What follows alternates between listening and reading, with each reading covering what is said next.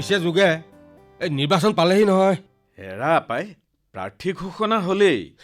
হে এতিয়া ভোট দিয়াহে কথা আৰু। পিছে সেই কাম ফেৰা কৰোঁতে অকণমান ভাবি চিন্তি কৰিবা। নুবুজিলোঁ পাই যোগে।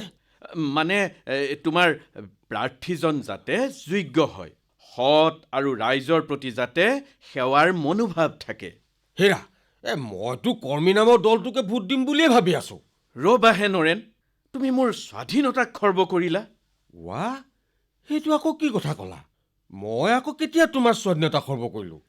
ভোট কাক দিবা নিদিবা সেয়া তোমাৰ একান্ত ব্যক্তিগত কথা।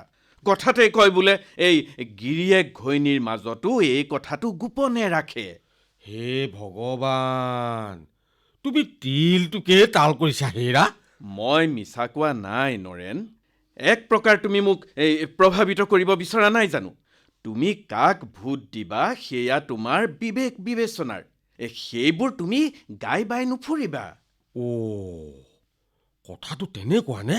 হয়, শুনা, দেশখনক সঠিক দিশত আগুৱাই নিয়াৰ ক্ষেত্ৰত আমাৰ দৰে ভোটাৰসকলৰ প্ৰধান দায়িত্ব প্ৰাৰ্থীজনৰ যোগ্যতা বিচাৰ কৰি ভোট দিয়াৰ। পিছত পস্তাই থাকি লাভ নাই। হেৰা, এতিয়াহে বুজিলোঁ।